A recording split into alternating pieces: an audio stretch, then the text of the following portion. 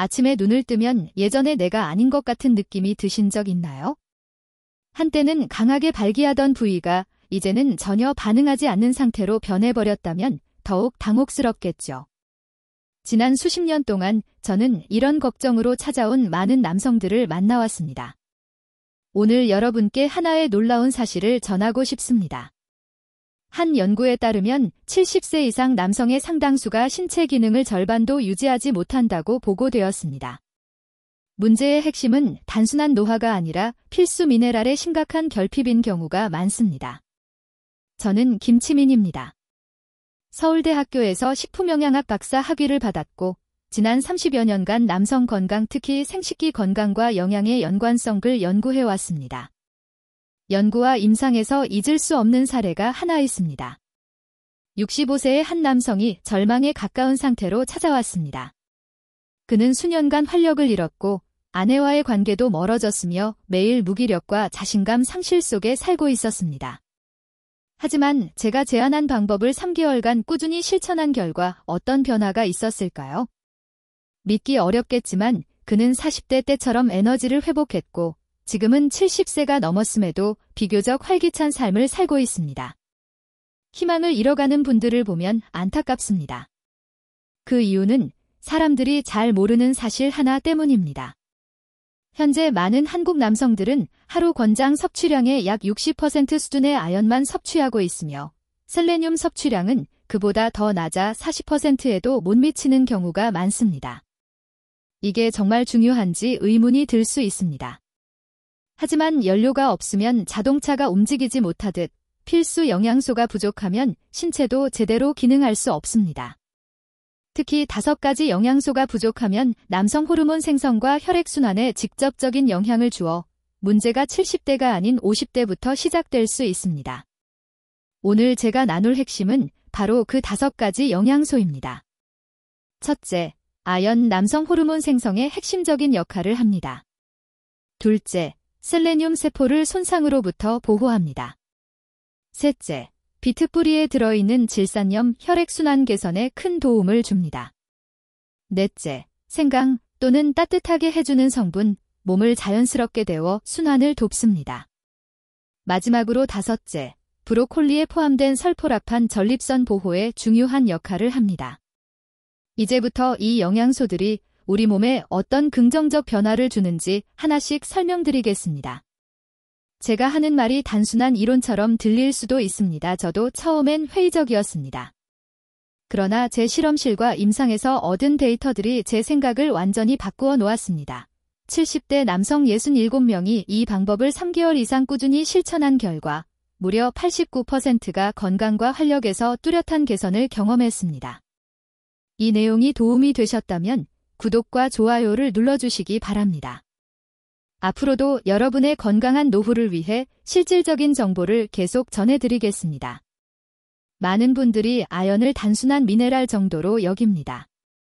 하지만 지금부터 말씀드릴 내용을 들으시면 아연이 우리 몸에서 얼마나 중요한 기능을 하는지 새로운 관점에서 이해하게 되실 것입니다.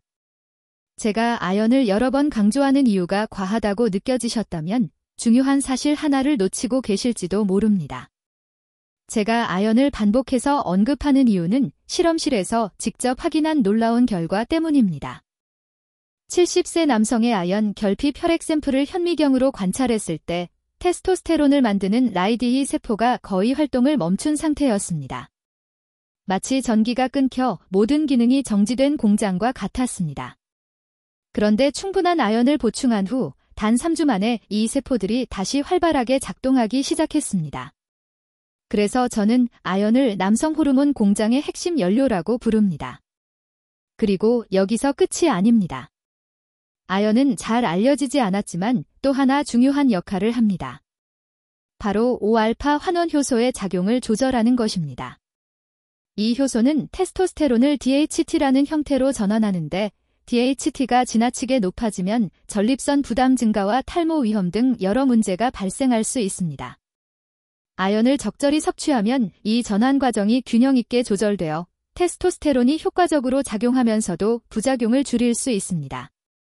그렇다면 아연을 효율적으로 섭취하는 방법은 무엇일까요? 가장 좋은 방법은 일주일에 2~3번 정도 굴을 먹는 것입니다. 굴 5개만으로도 하루 권장량인 약 10mg의 아연을 충분히 채울 수 있습니다. 하지만 굴을 자주 먹기 어려운 분들은 더 간단한 대안을 선택하실 수 있습니다. 하루 한 줌의 호두와 아몬드를 섭취하는 것입니다. 특히 아침 공복에 천천히 씹어 드시면 흡수율이 더욱 높아집니다. 또한 계란 노른자 역시 훌륭한 아연 공급원입니다.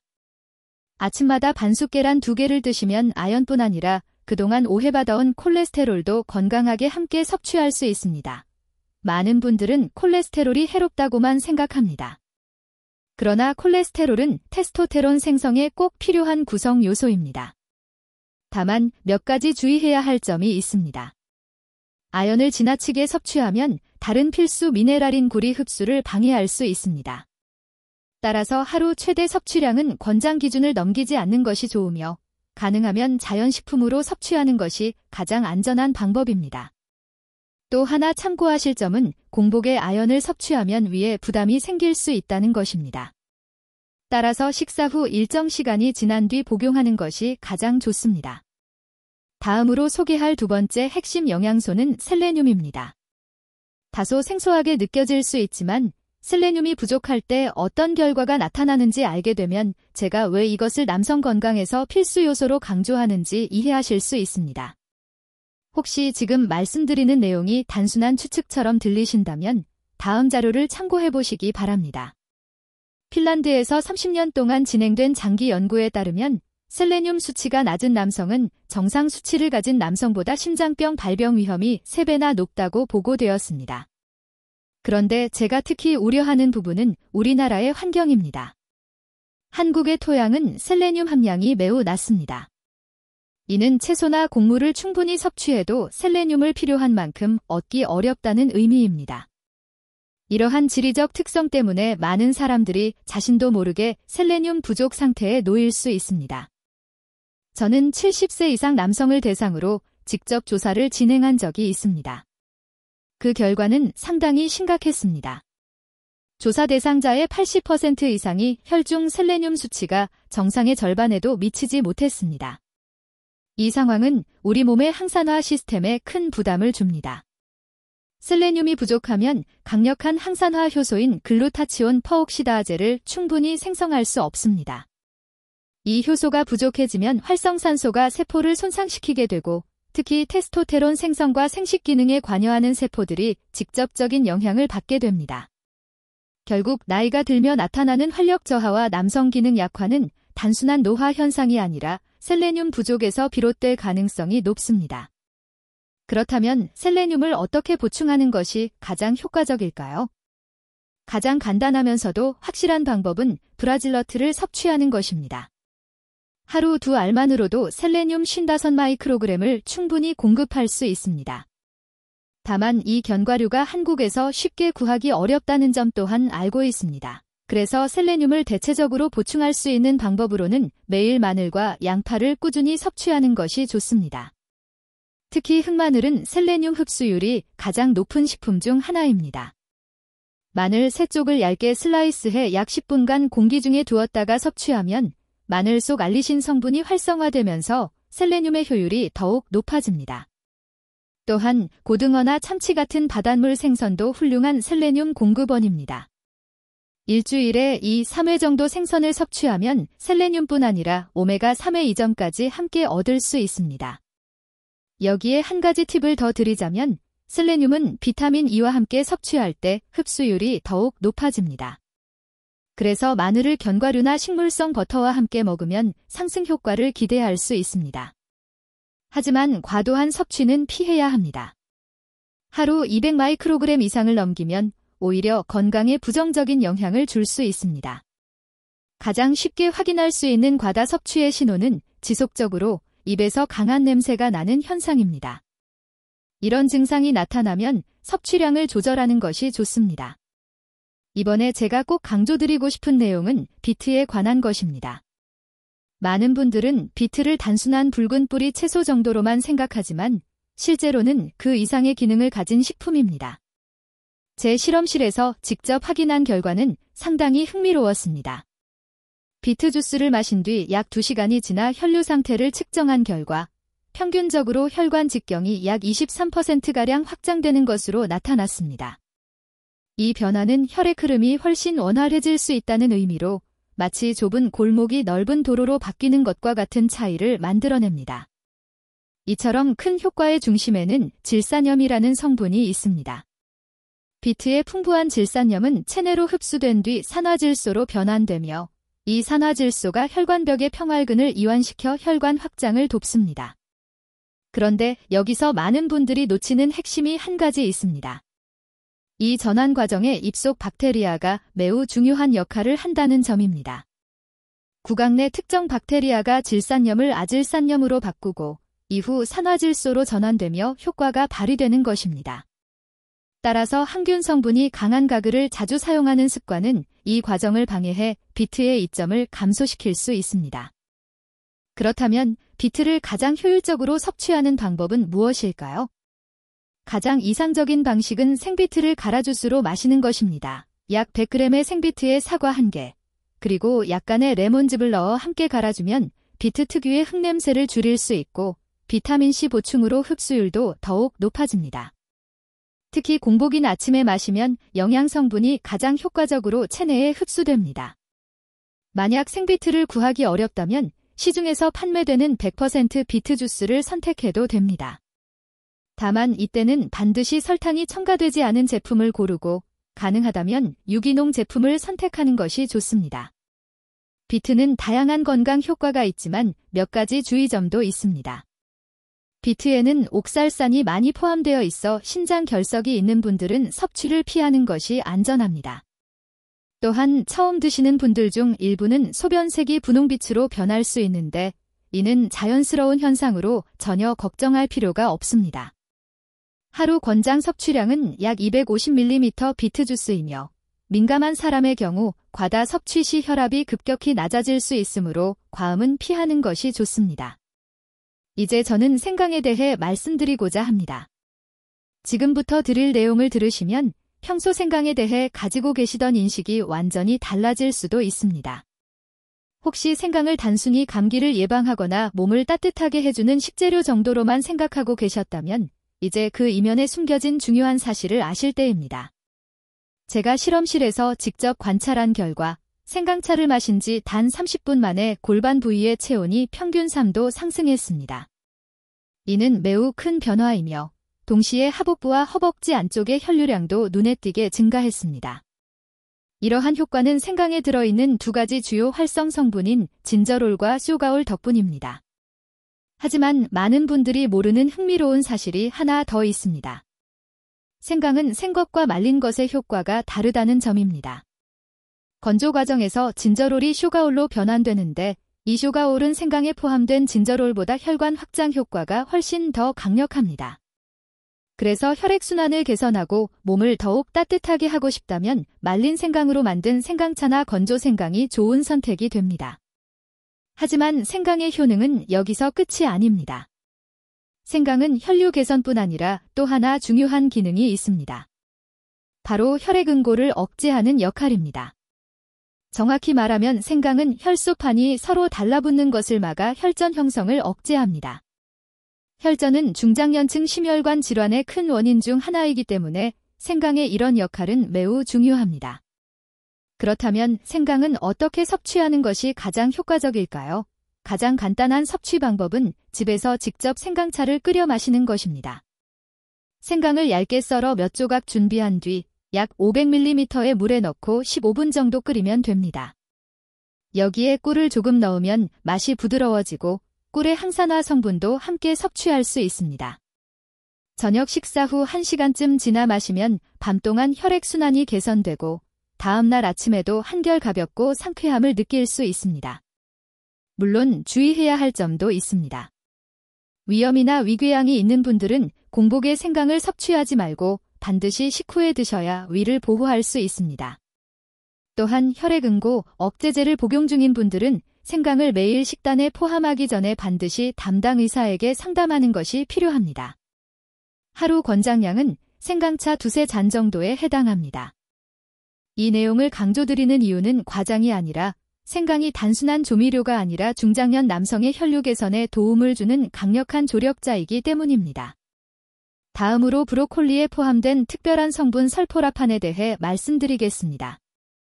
혹시 아직도 브로콜리를 단순히 식이섬유가 많은 채소 정도로만 생각하신다면 오늘 내용을 끝까지 들어보시기 바랍니다. 서울 은평구에 사는 82세 박정수 어르신의 사례가 대표적입니다. 5년 전 그는 전립선 PSA 수치가 위험 수치를 넘어 수술을 권유받았습니다. 그러나 수술 대신 제 조언대로 꾸준히 브로콜리를 섭취하는 방법을 선택했고 1년 후 PSA 수치가 정상으로 돌아왔으며 야간 배뇨 횟수도 절반으로 줄었습니다.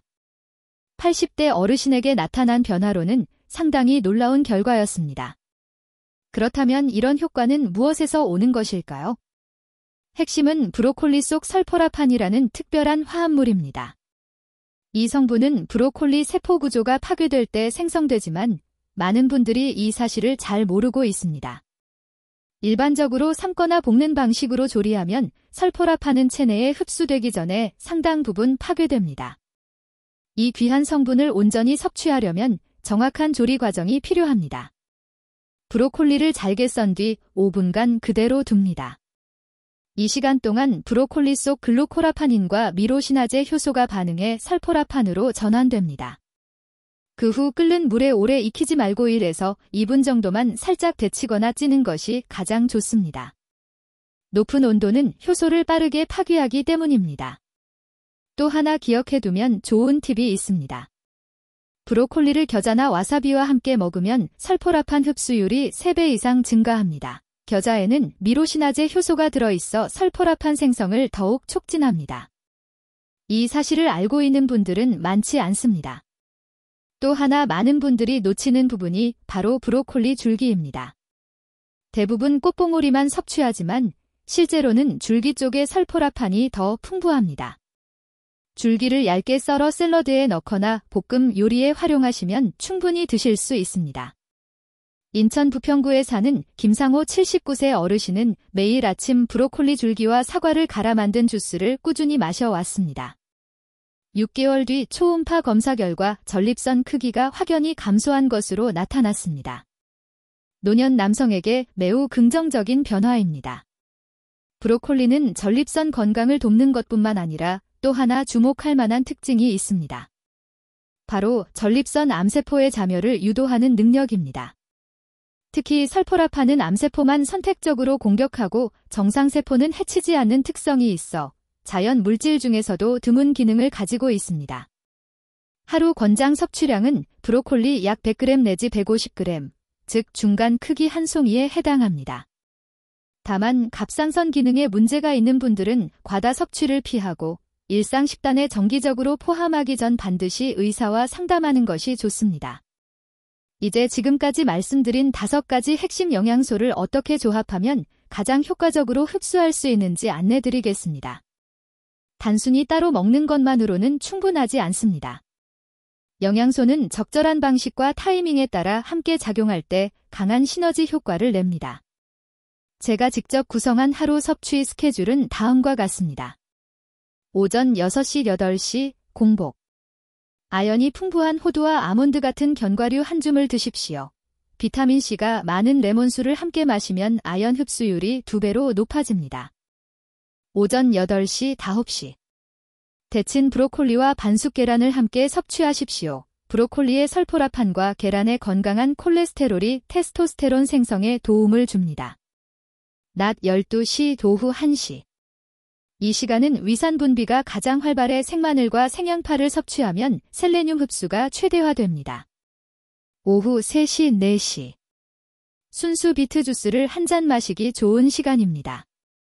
비트의 혈관 확장 효과가 잘 발휘되어 저녁까지 원활한 혈액순환을 유지하는 데 도움을 줍니다. 저녁 7시, 8시. 생강차를 한 잔 드십시오.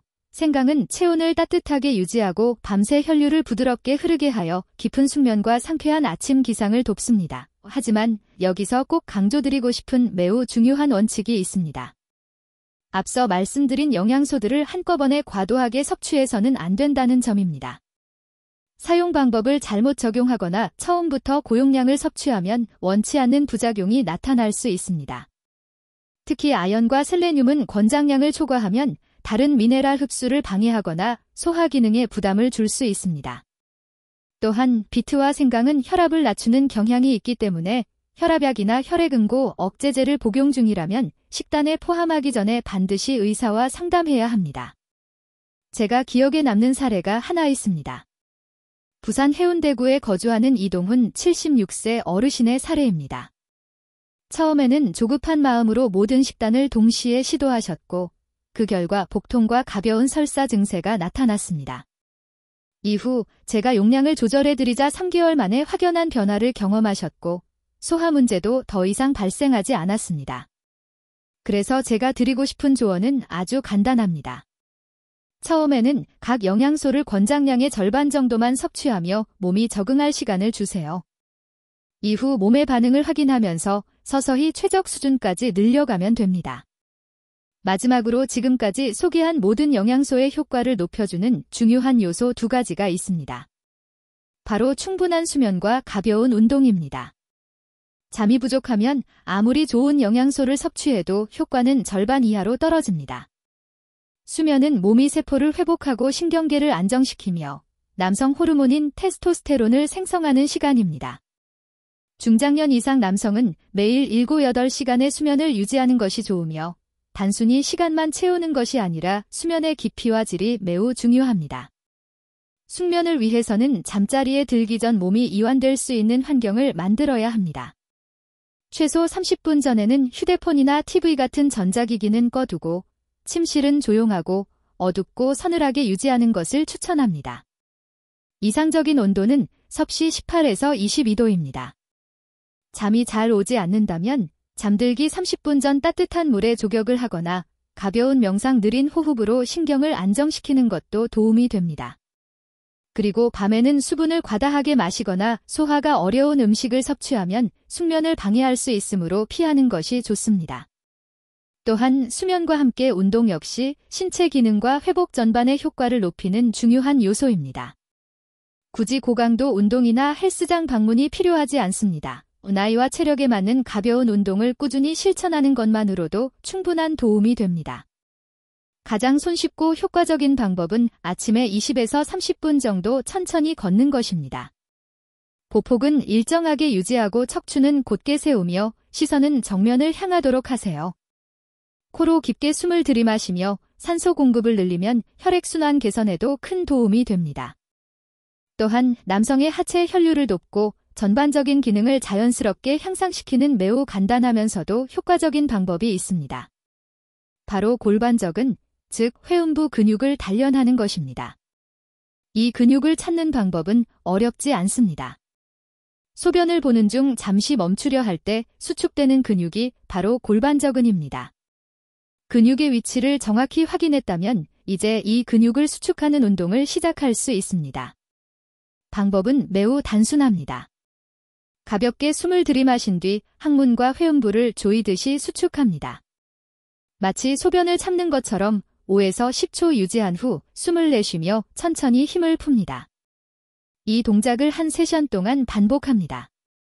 자세는 앉아서든 누워서든 서서든 상관없습니다. 중요한 것은 복부에 지나친 힘을 주지 않고 호흡을 참지 않으며 하루 2-3회 꾸준히 실천하는 것입니다. 이와 함께 골반적근과 엉덩이 근육을 좀 더 깊게 자극하는 또 다른 운동이 있습니다. 바로 힙브리지, 즉 엉덩이 들어 올리기 운동입니다. 등을 대고 바닥에 누워 무릎을 굽히고 발바닥을 바닥에 단단히 붙입니다. 그 상태에서 엉덩이와 골반적근에 힘을 주며 천천히 골반을 들어 올립니다. 어깨에서 무릎까지 일직선이 되도록 약 5초간 유지한 뒤 천천히 내려와 몸을 이완합니다. 이 동작을 18에서 20회 반복하세요. 이 운동은 하체 근력을 강화할 뿐 아니라 혈액순환을 도와주고 중장년층에게 중요한 허리 유연성 유지에도 도움이 됩니다. 2가지 운동 모두 집에서 기구 없이 쉽게 할 수 있으며 핵심은 매일 꾸준히 반복하는 것입니다. 특히 처음에는 절대 무리하지 말고 피로감, 어지러움, 특이한 근육통이 느껴지면 즉시 쉬어야 합니다. 변함없는 원칙은 하나입니다. 천천히, 가볍게, 지속적으로 실천해야 몸이 안전하게 적응한다는 점입니다. 이제 이 방법을 꾸준히 실천해 큰 변화를 경험한 한 남성의 사례를 소개하겠습니다. 울산 남구에 거주하는 75세 정우식 어르신의 이야기입니다. 정 어르신은 68세 무렵부터 건강 상태가 눈에 띄게 나빠졌다고 말했습니다. 매일 아침 눈을 뜨면 손발이 돌처럼 무겁게 느껴졌고 하루 종일 피로가 가시지 않았습니다. 말수도 줄어들고 스스로 가치가 떨어지고 있다는 생각 때문에 아내와 자녀들까지 피하게 되었다고 합니다. 가장 힘들었던 점은 밤마다 화장실에 6, 7번씩 일어나야 했다는 것이었습니다. 잠이 계속 끊기다 보니 정신적인 피로도 심해졌습니다. 병원에서 진단을 받았지만 돌아온 말은 나이 때문이라는 설명뿐이었고 처방된 약들도 큰 효과를 보지 못했습니다. 그러던 중 어느 날 휴대폰을 보다가 우연히 제가 소개한 5가지 핵심 영양소와 이를 적절한 시간에 조합하는 방법을 접하게 되었습니다. 처음에는 큰 기대 없이 한번 시도해보자는 마음으로 시작했다고 합니다. 첫 2주 동안은 특별한 변화가 없었지만 17일째 되는 날 아침 큰 변화를 느꼈습니다. 새벽 5시까지 단 한 번도 깨지 않고 숙면을 취한 것입니다. 아침에 눈을 떴을 때 몸이 가볍게 느껴져 본인도 놀랐다고 말했습니다. 한 달이 지나자 야간 배뇨는 2, 3회로 줄었고 두 번째 달에는 아내와 함께 근처를 산책할 정도로 컨디션이 회복되었습니다. 산책을 다시 시작한 것은 20년 만의 일이었습니다.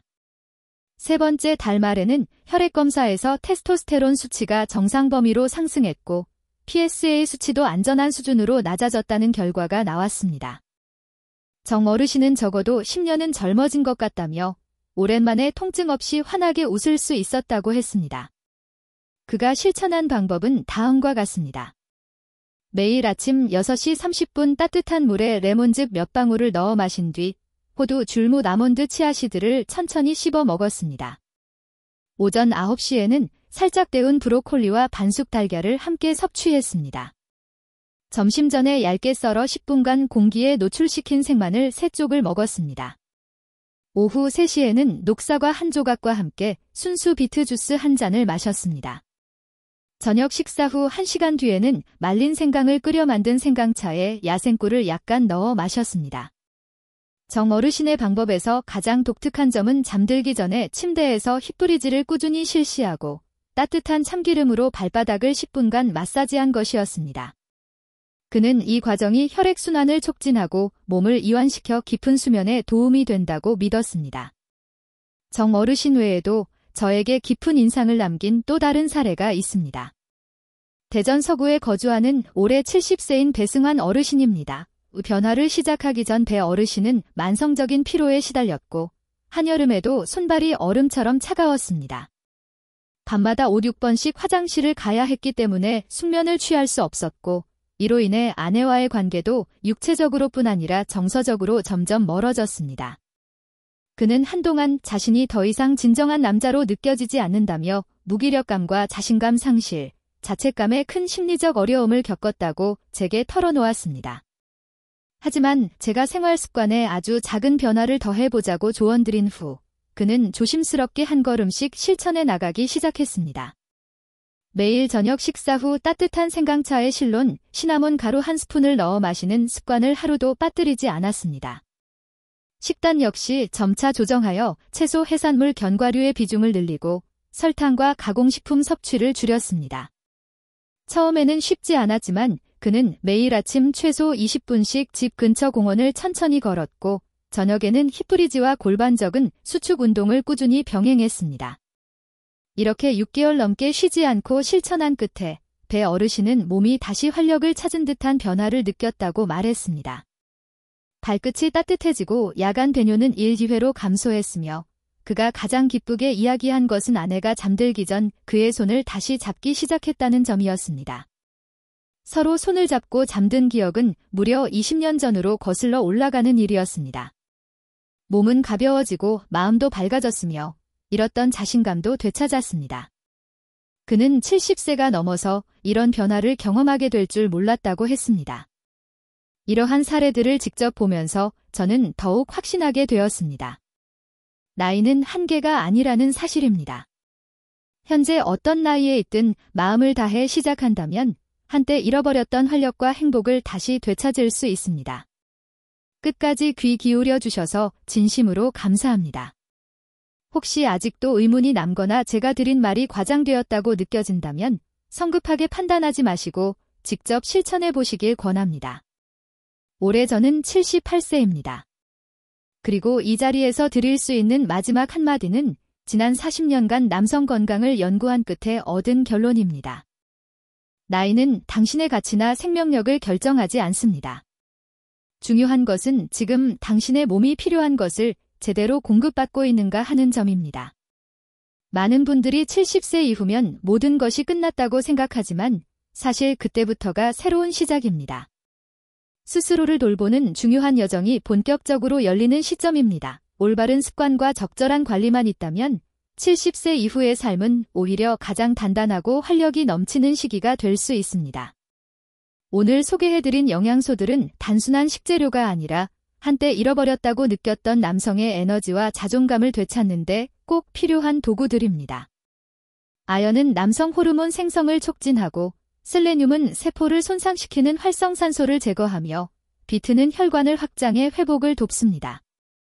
생강은 체온을 높여 순환을 활성화하고 브로콜리에 포함된 설포라파는 전립선을 보호하는 든든한 방패 역할을 합니다. 이 5가지 요소는 약이나 인위적인 방식이 아닌 자연스럽고 안전한 방법으로 예전의 남성다움을 되찾도록 도와줍니다. 그러나 한 가지는 제가 대신해 드릴 수 없습니다. 바로 실천입니다. 어떤 것을 이해하고 알고 있어도 행동으로 옮기지 않으면 모든 정보는 스쳐 지나갈 뿐입니다. 오늘 바로 시장에 가서 호두, 마늘, 생강, 비트, 브로콜리를 준비해 보십시오. 그리고 내일부터 호두 한 줌을 꼭꼭 씹으며 하루를 시작해 보세요. 처음에는 변화가 느껴지지 않을 수도 있습니다. 하지만 일주일, 한 달, 석 달이 지나면 몸속에서 분명한 변화가 일어나는 것을 경험하게 될 것입니다. 건강이 회복되면 삶의 다른 부분들도 자연스럽게 달라지기 시작합니다. 아내의 표정도 한층 부드러워지고 자녀와 손주들도 안심하게 되며 무엇보다 거울 속 자신을 보며 오랜만에 느껴보는 자부심이 생길 것입니다. 당신 안의 강한 생명력은 여전히 살아있으며 지금은 단지 잠시 쉬고 있을 뿐입니다.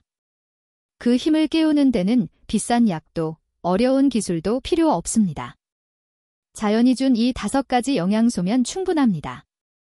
3개월 후 달라진 당신의 이야기를 들을 수 있기를 진심으로 기대하겠습니다. 도움이 되셨다면 구독과 좋아요를 눌러주시고 아래 댓글에 궁금한 점이나 소감을 편하게 남겨주세요. 앞으로도 건강하고 의미 있는 삶을 위해 실용적이고 신뢰할 수 있는 정보를 계속 전해드리겠습니다.